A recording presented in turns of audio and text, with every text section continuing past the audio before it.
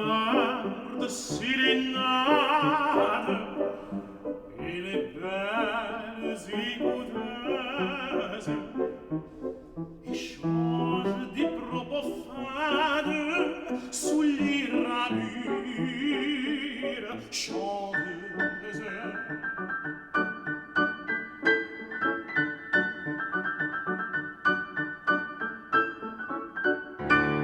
C'est Tircis et cette amade, et c'est l'éternel Clitandre, et c'est Damis qui pour maître cruel fit ma vers tendre.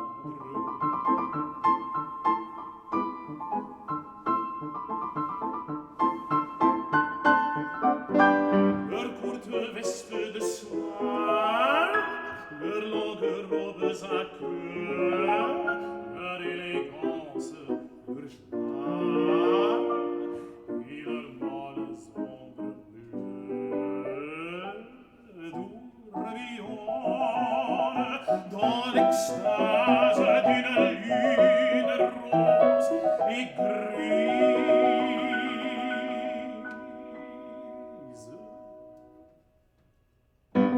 Et la mandoline jase parmi les frissons de brise.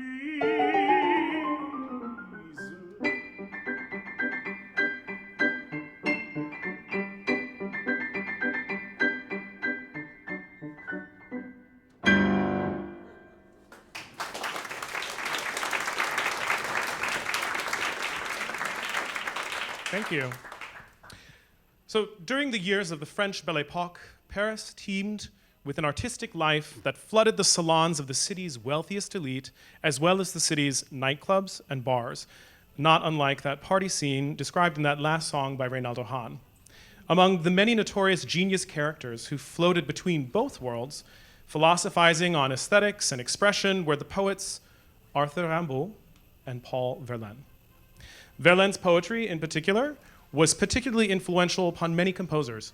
His poetry has perhaps been set to music more than that of any other French poet.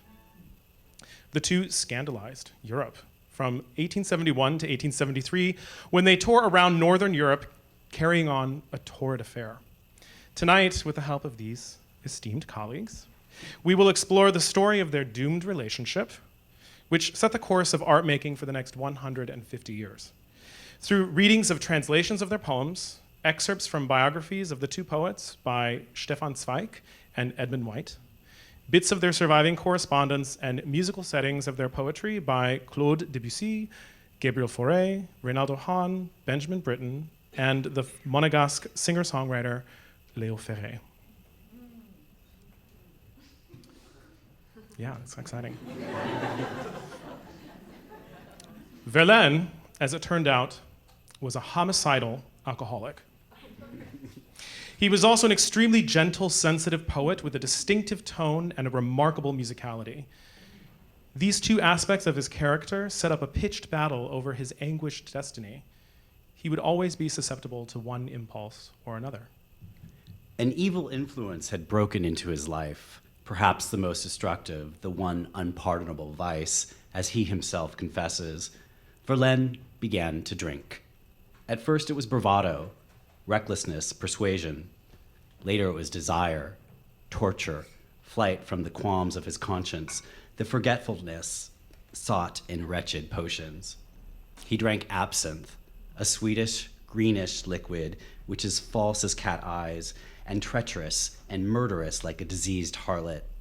Verlaine's absinthe is only destructive and obliterating, a slow poison which does not kill, but unnerves and undermines. Absinthe wrought silently and inexorably in Verlaine's life. By degrees, it absorbed the tender, soft, yearning, vague qualities of his heart, of a child. It made the hard, passionate, depraved man strong, and awakened the sensualist and cynic in him. Even when the high-arched churches and the figures of the Madonnas no longer offered him a place of refuge, the atrocious green sorceress was still his only comforter, into whose arms he willingly cast himself.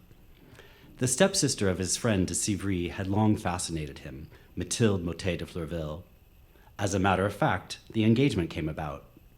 In these days, separated from his bride, Verlaine wrote the slender volume of songs, La Bonne Chanson. It is his most quiet and balanced book. According to his own repeatedly expressed opinion, he considered it the most beautiful of his works and the one dearest to him. In the best and noblest sense, they are occasional verses. Almost daily one is written and sent to his beloved. Here the idea of modesty subdues passion like a wonderful sordine, and surrender and tenderness intertwine with the ideals of modesty. The cleft in Verlaine's personality closes in the consonance of a soul which has found peace. It represents the first period of peace in his life and career, and is humanly his most perfect moment, and poetically his purest. Vice and passion have disappeared in a hesitating yet desirous surrender. Melancholy has dissolved in melody.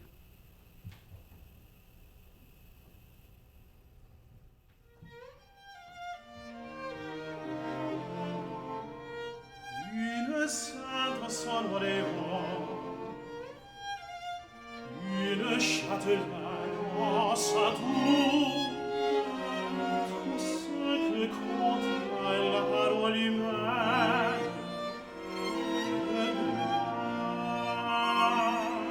grâce et d'amour.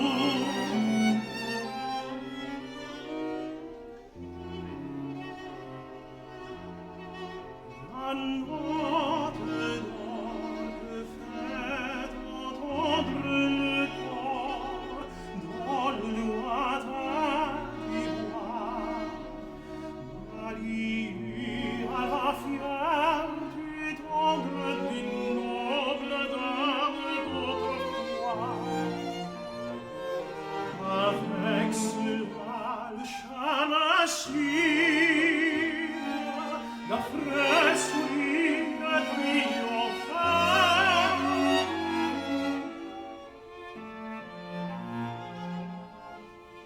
Et Claude des colères signe, et des rougeurs de femme forte, des aspines à crayons et roses, à douze accords patriciens.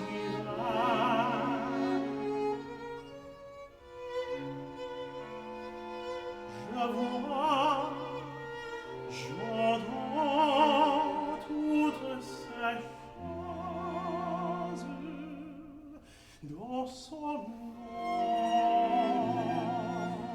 car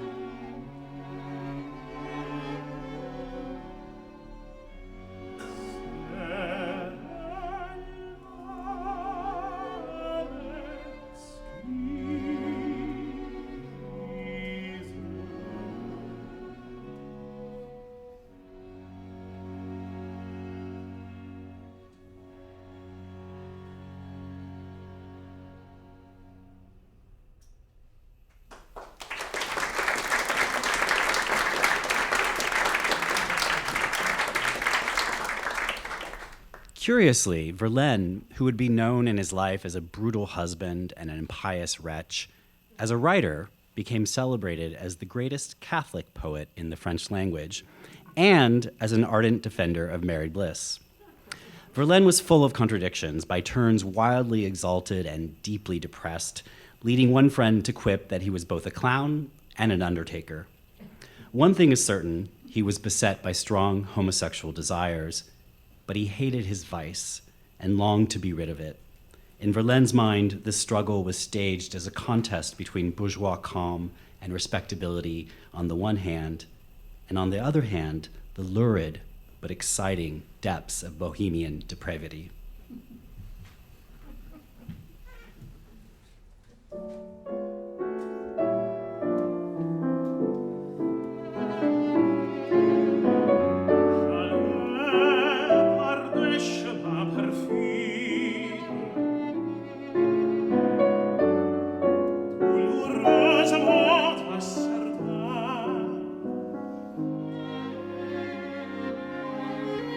Oh, cher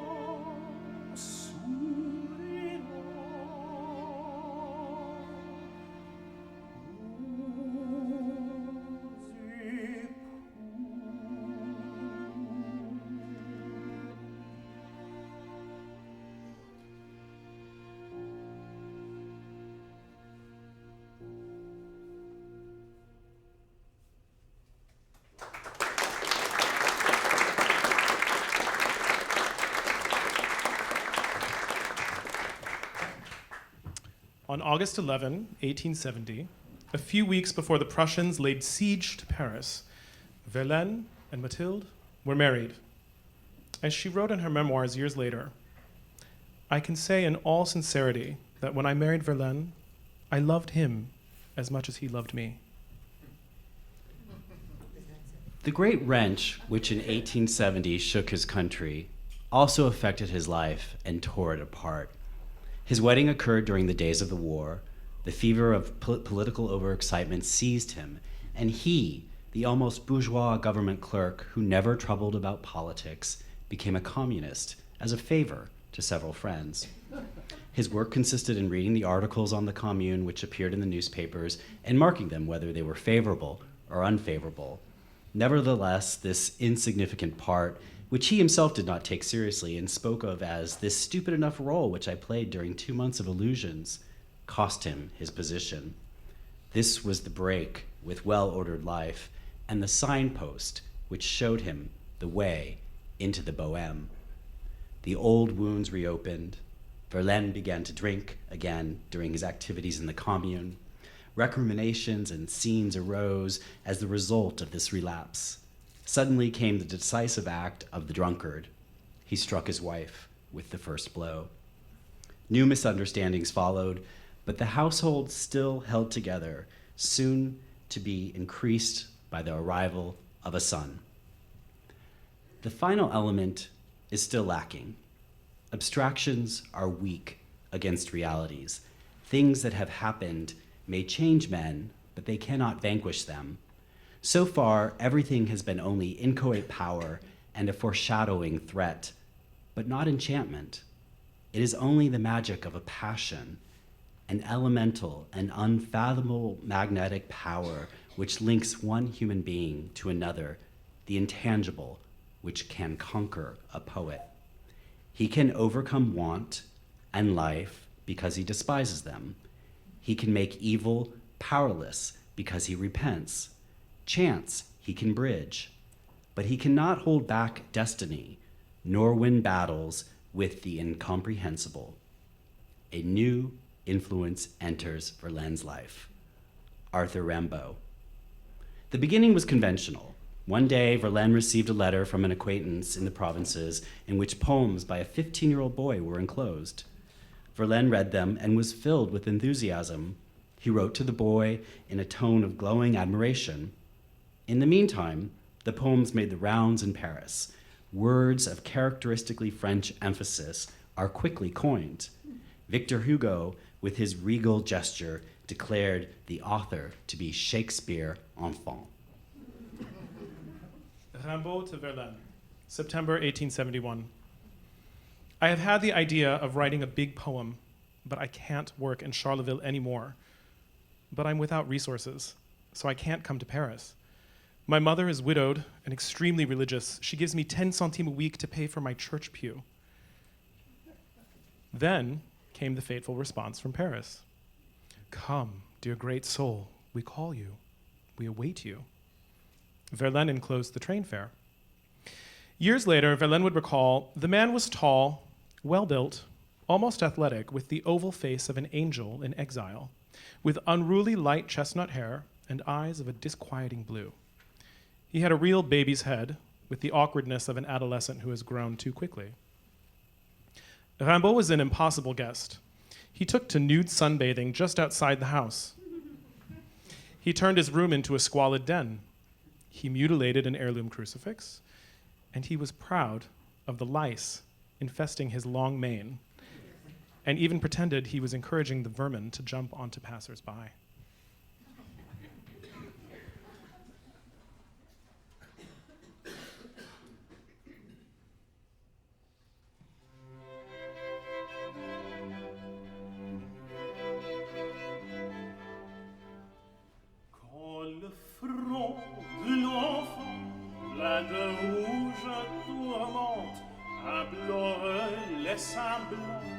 Des rêves indistincts, il vient près de son lit, de grandes sœurs charmantes, avec de frêles doigts aux ongles argentins. Elles s'assoient l'enfant devant une croisée grande ouverte, où l'air bleu baigne un fouillis. Et dans ses lourds cheveux où tombe la rosée, promènent leurs doigts fins, terribles et charbonneux.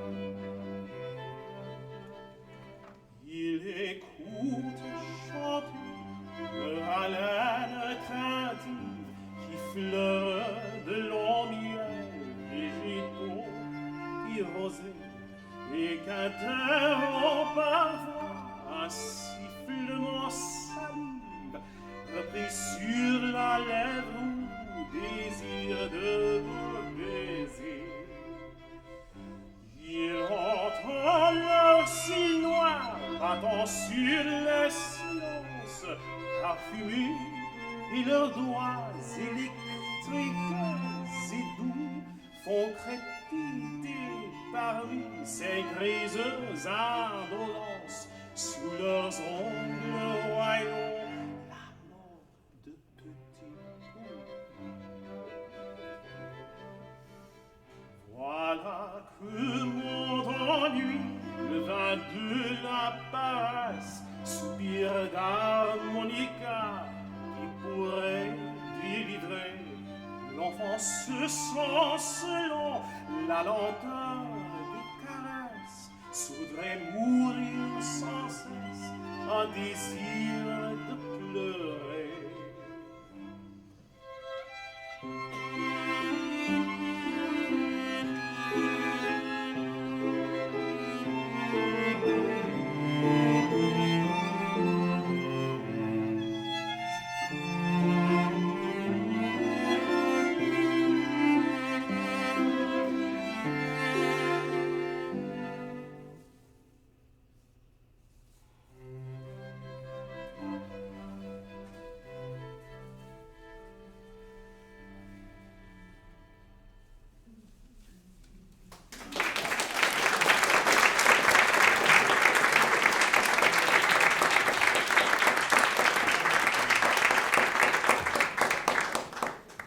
Verlaine and Rimbaud were both great walkers, and as they strode down the boulevards, the older man listened to the younger develop his revolutionary ideas about art, about the need to destroy the old world and to create a new world as the domain of poetry alone. Verlaine had a problem, literally and figuratively keeping up. Years later, he would recall with astonished admiration Rimbaud's powerful legs, the legs of a born walker. Suddenly, Verlaine felt that he was being called back to his true destiny, and his enthusiasm increased as he gazed into those ice-blue eyes. In the 14 months since he'd married, Verlaine had written no new poetry, though he had successfully curbed the excesses of his drinking. Now Rimbaud was encouraging him to live like a savage and stay drunk, to write like the seer he was destined to be. Moreover, Rimbaud represented Verlaine's sexual ideal, a dominant adolescent who appeared to be always available erotically.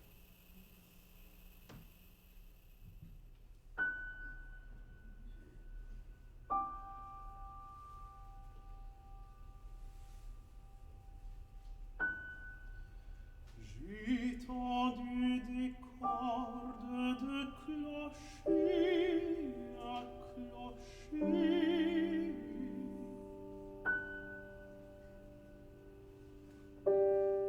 Des guirlandes de fenêtres à fenêtres.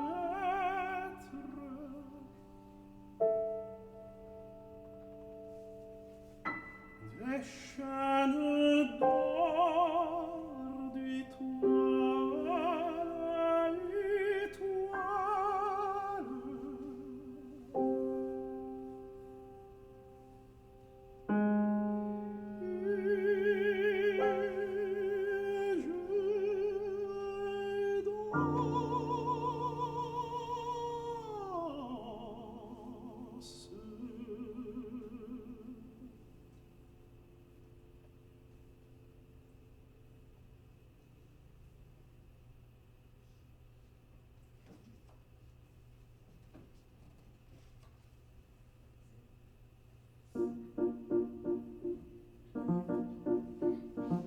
Gracieux fils de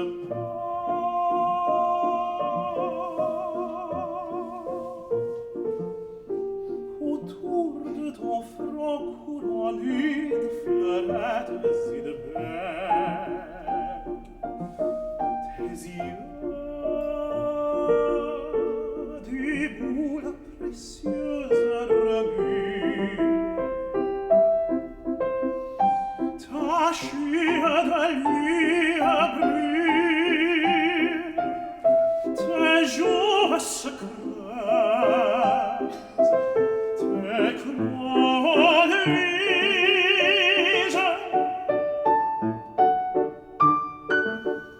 ta poitrine ressemble à une citerne, des tintements circulent dans tes bras blonds.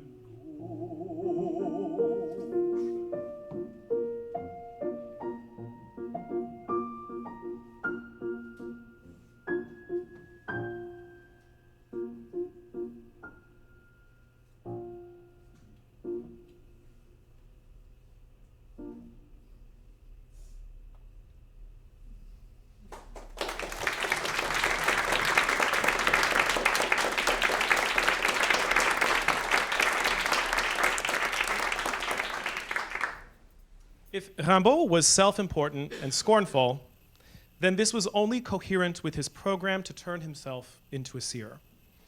He obviously conceived of the existence of a poet as a role as much as it was a function. Undoubtedly, Rimbaud's persona was compounded out of an ambition to fall into becoming neither a colorfully eccentric bohemian nor a stiff-colored Parnassian bourgeois. The only alternative was to be a monster, to be impossible.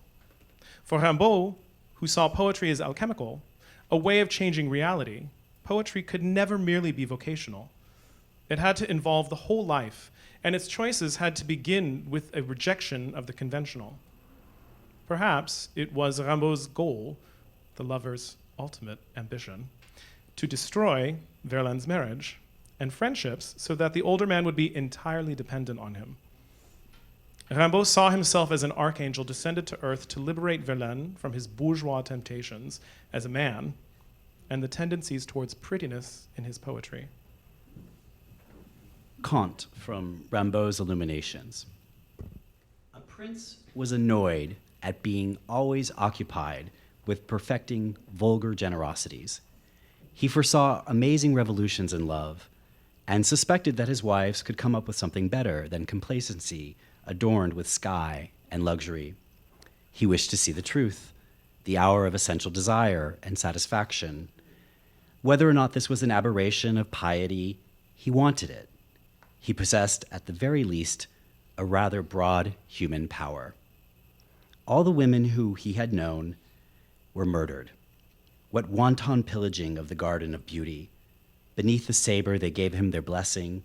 He ordered no new ones. The women reappeared. He killed his followers after the hunt of after drinking. They all followed him. He amused himself with cutting the throats of thoroughbred animals. He torched palaces. He hurled himself on people and hacked them to pieces. The crowds, the golden roofs, the beautiful beasts still lived. Is it possible to become ecstatic amid destruction? Rejuvenate oneself through cruelty? The people didn't complain. No one offered the support of his own opinions. One evening, he was galloping fiercely. A genie appeared, of an ineffable, even unavowable beauty. From his face and bearing sprang the promise of multiple and complex love, of an unspeakable, even unbearable love. The prince and the genie probably disappeared into essential health. How could they not die of it?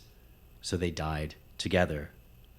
But this prince passed away in his palace at a normal age. The prince was the genie was the prince. Wise music is missing from our desire.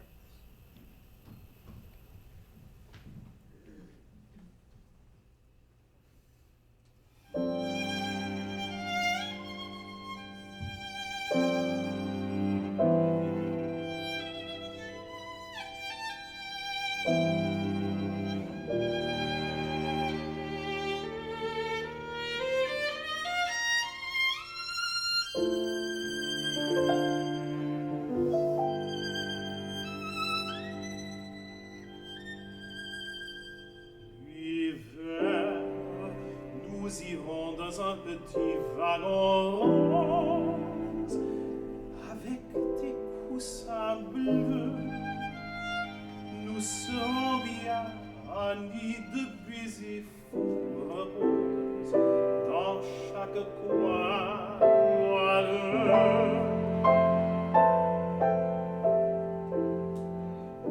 Tu fermeras l'œil par le point par la grâce.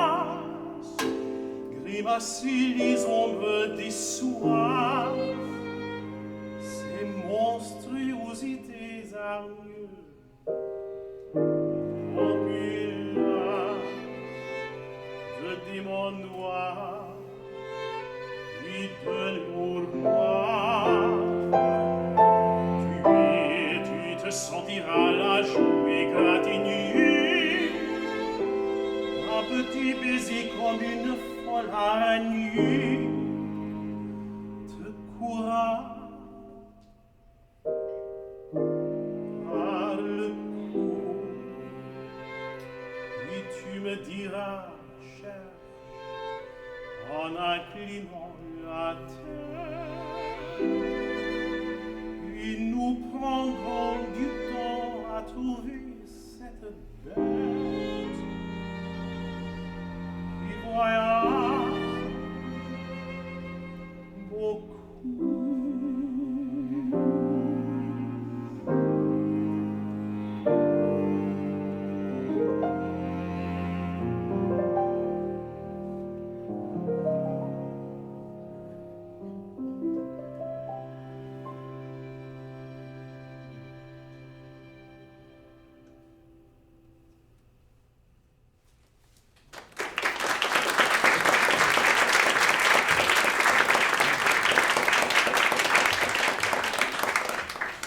The bond of friendship grew closer and closer.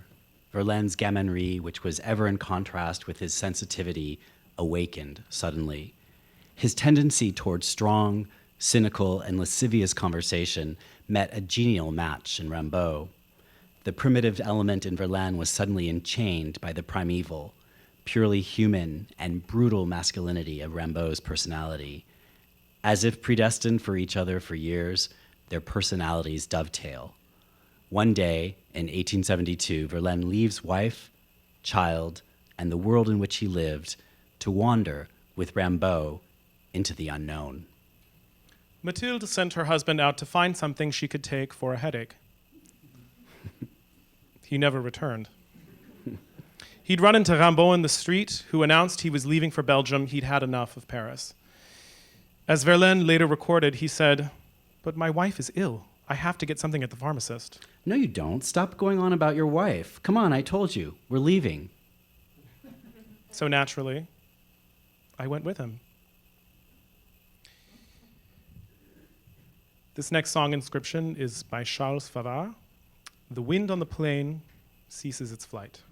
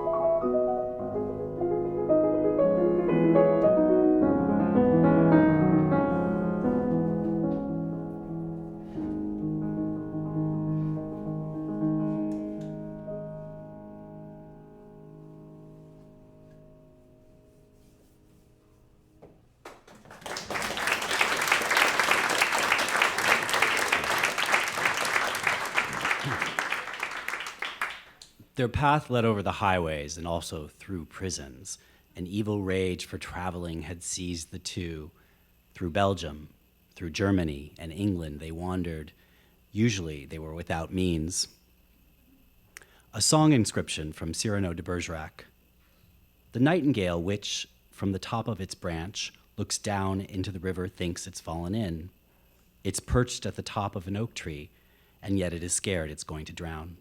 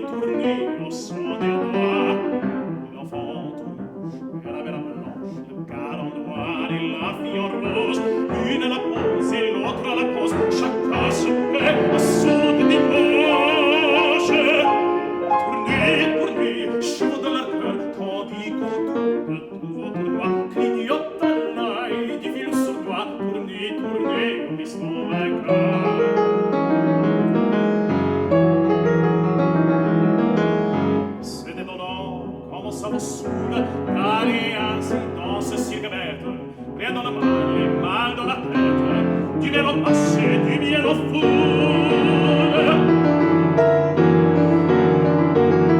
Tenez de main, sans qu'il soit besoin du si jamais venu les pyrans, pour commander, allons galant, tournez, tournez, sans espoir de foi.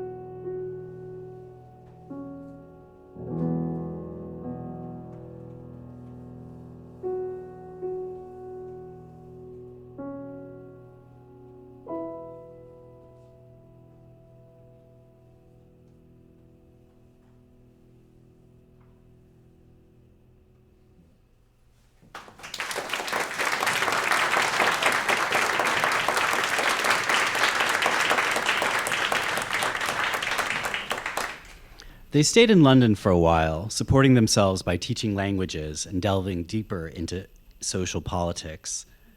Rimbaud left and returned just in time to convey the sick Verlaine home. The terrible life which he had led had broken him down. Mental unrest is transformed into physical unrest. The lack of stability which operated most impulsively in that crisis appears in his external life. There is nothing definite for which he is seeking, yet he is unsatisfied. Verlaine, man of moods par excellence, adjusts himself to life in his own manner. He becomes boorish, subject to fits of passion, violent and unaccountable. His tenderness seems to have been strangled by hunger, drunkenness, and wild destiny. The friendship for Rimbaud also assumes evil shapes. More and more frequently, they quarrel. Almost every hour, Rimbaud's foaming temperament and Verlaine's temporary, hard, wild manner come in conflict. Of course, as a rule, they were drunk. Rimbaud, who was strong, drank because of his feeling of strength and because he yearned for the intoxication in which colors glowed, in which impulses became wilder and association more rapid, acute, and bolder. Verlaine fled to absinthe to drown out repentance, anguish, and weakness. And from this Swedish drink, in which all the evil forces of life seem to be distilled, he drew brutality and feverish disorders. Once, Verlaine ran away. Verlaine to Rimbaud, at sea, July the 3rd, 1873. My friend, I don't know if you'll still be in London when this gets to you.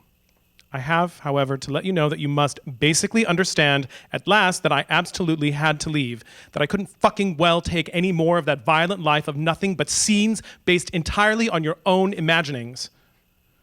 Only, since I was immensely fond of you, I'm anxious also to confirm that if over the next 3 days I'm not reunited with my wife in ideal conditions, I shall blow my brains out.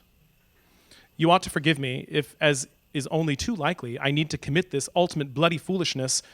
I'll be a brave bloody fool at least. My last thought, my friend, will be for you who called me from the pier just now, and whom I refused to join because I needed to kick the bucket finally. Do you want me to embrace you as I peg out? You're poor Verlaine. We shan't see one another again in any case. If my wife comes, you'll have my address, and I hope you'll write me.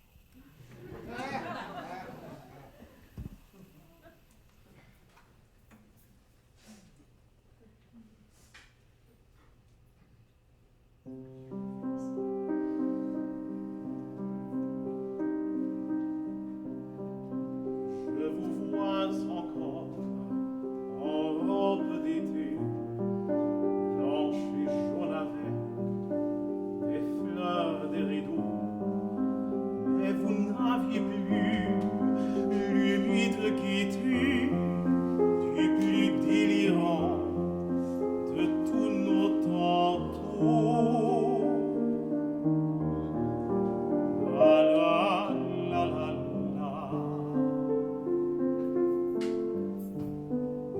La la la la la.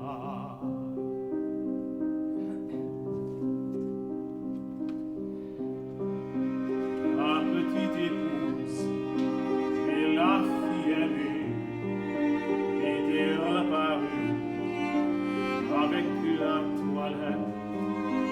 Et c'était déjà notre destinée qui me regardait sous votre voilette. La la la la la.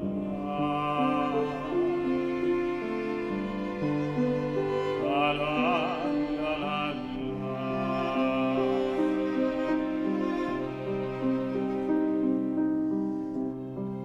Soyez pardonnés, et c'est pour cela que je garde, hélas, avec quelque orgueil, mon souvenir qui vous cajola, et que des côtés qui coulaient votre âme.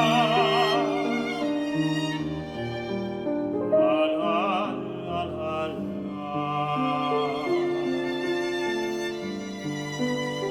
La la la la.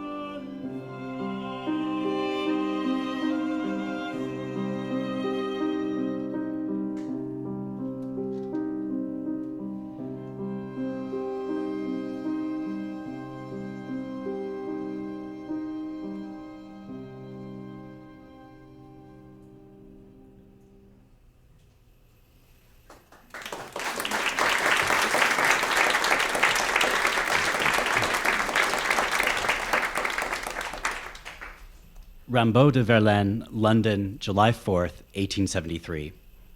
Come back, dear friend, only friend, come back. I promised to be good. If I was short with you, I was either kidding or just being stubborn. I regret all this more than I can express. Come back, and all is forgotten.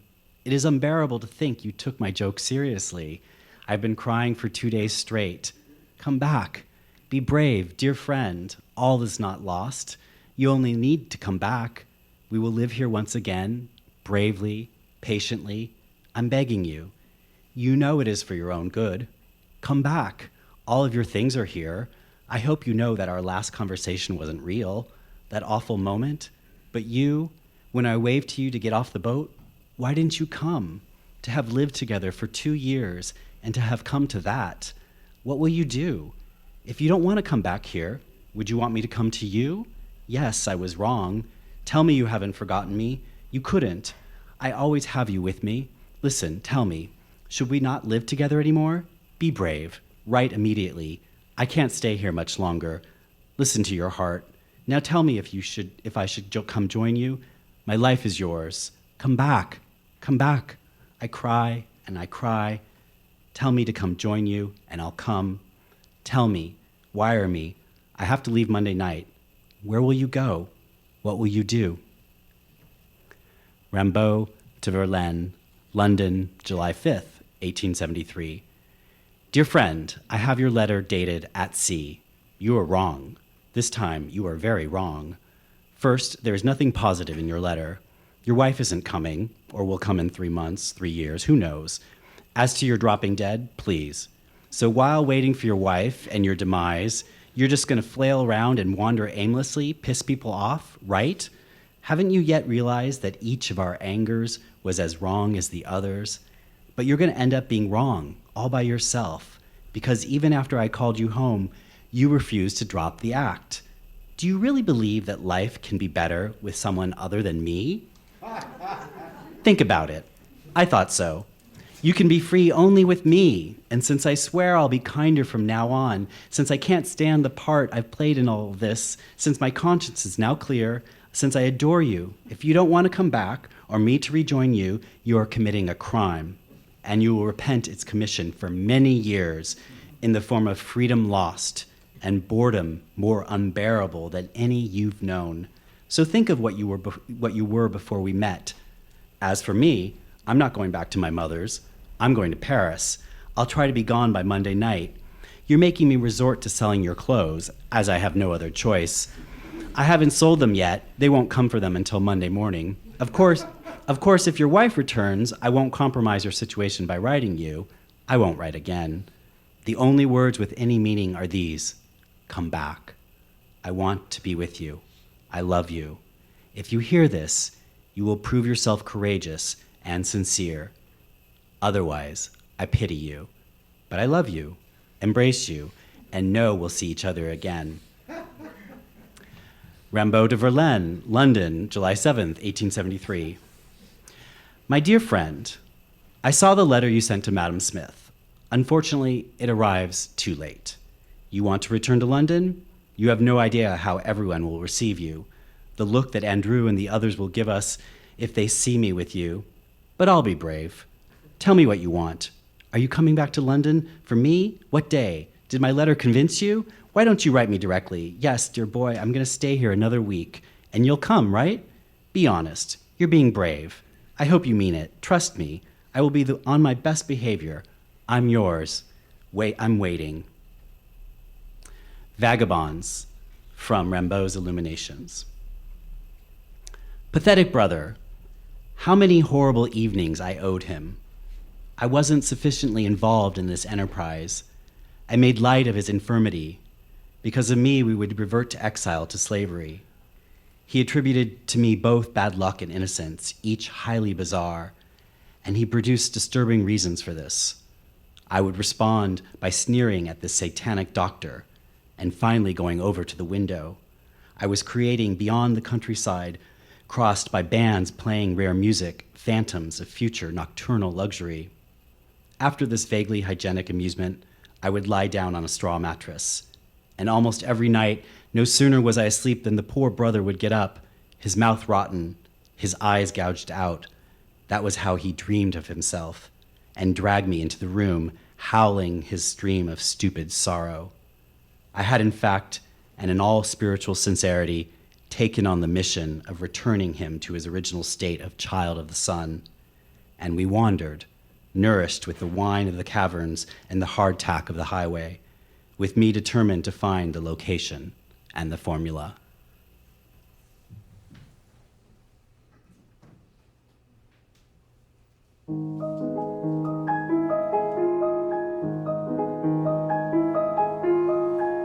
Voici des fruits, des fleurs, des feuilles, et des branches. Et puis voici mon cœur qui ne bat que pour vous. Ne le déchirez pas avec vos deux mains blanches, et qu'à vos yeux si beaux, table prison soit doux.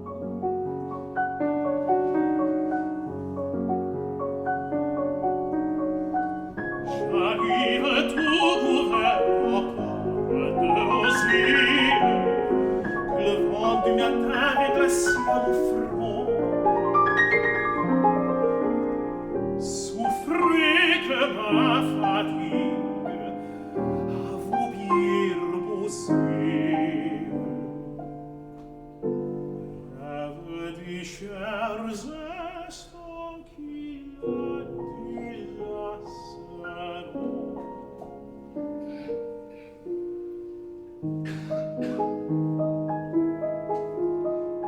Sur votre jeune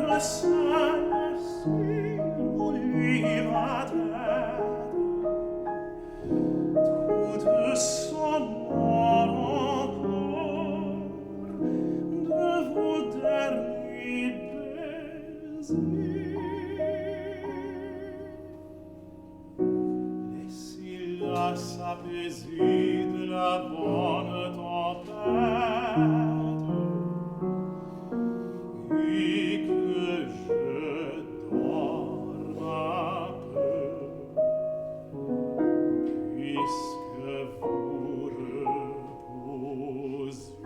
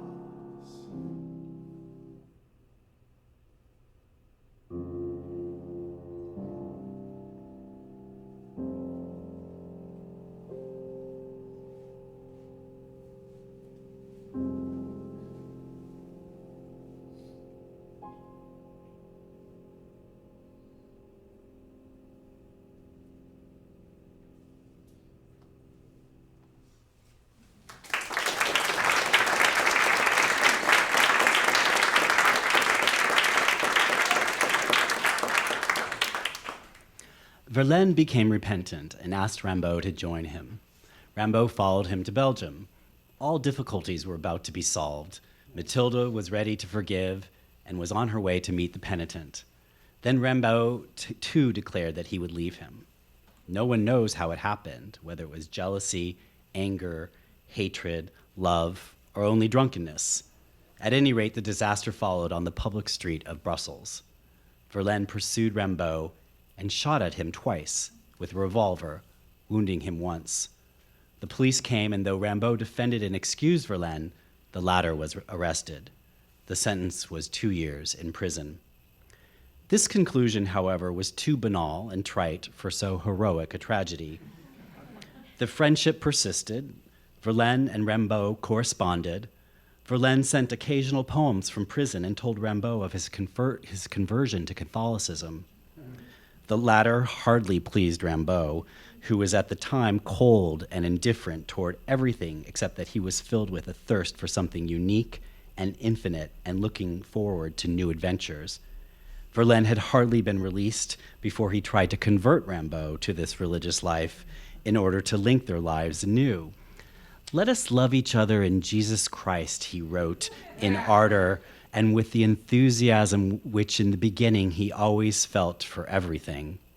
Rimbaud smiled mockingly and finally declared that Loyola should visit him in Stuttgart. Now the moment arrived. when comedy outdid the tragedy of the reunion. Verlaine arrived at Stuttgart and attempted the conversion, unfortunately in an inn, a place little adapted for proselytes and prophets, for both the saint and the mocker still had in common their passion for drink. No one witnessed the scene, only the result is known. On the way home, both were drunk, and a quarrel ensued, and a unique incident in the history of literature followed. In the flooding moonlight by the banks of the Neckar, the two greatest living poets in France fell upon each other in wild rage with sticks and fists. The struggle did not last long. Rimbaud, athletic like a wild animal, a man of passion, easily subdued the nervous, weakly Verlaine, stumbling in drunkenness. A blow over the head knocked him down. Bleeding and unconscious, he remained lying on the bank. It was the last time they saw each other. Verlaine disappeared on the next day. The episode had come to an end, but nevertheless, several letters passed back and forth. Then Rimbaud's grandiose odyssey through the entire world began until the day of his death. He, the only true despiser of literature of these days, never wrote another line and endeavored only to give form to his wild and fantastic dreams in the material of life, dying in fever as feverishly as he lived. Verlaine, despite the lack of contact with Rimbaud, remained faithful to his genius. In 1883, he published 3 pamphlets called The Accursed Poets. The text, dedicated to Rimbaud, was especially courageous since it might have dredged up the scandals of the past, the trial, the imprisonment, his immoral relations with Rimbaud, the divorce. Bitter and angry and derisive toward Rimbaud in the years 1875 to 1880, Verlaine now spoke of him only with affection and admiration. In the pamphlet, Verlaine reproduced several of Rimbaud's poems, which many people in literary Paris were reading for the first time. They were stunned. Without Verlaine's efforts, Rimbaud would be just a footnote in the history of a forgotten literary movement. Verlaine was, and herein lies his greatness and power, the symbol of pure humanity, splendid creative force in the weak vessel of his personality. He was a poet who in his works became one with poetry of life, the sounds of the forest, the kiss of the wind, the rustling of the reeds, and the voice of the dusk of evening. Humanly, he was like us who love him. He was one of those who, no matter how great a chaos they have made of their own life, are yet inappeasable and drink the stranger's pain and the stranger's bliss in the precious cup of glorious poetry. They manifold their being and their emotions because of a blind and uncreative yearning for the universal and infinity.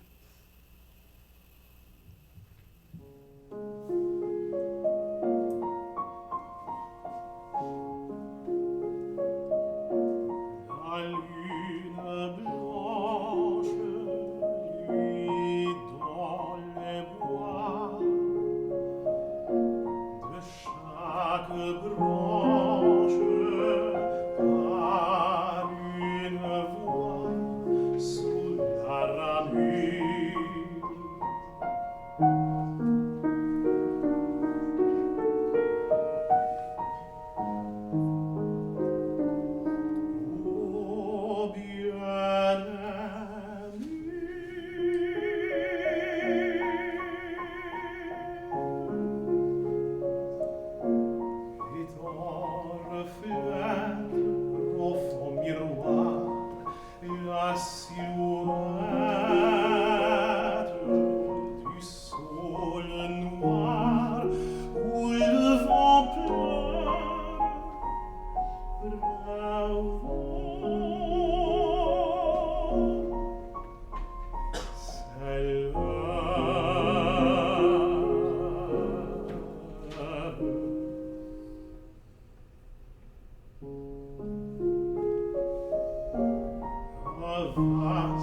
et tendre apaisement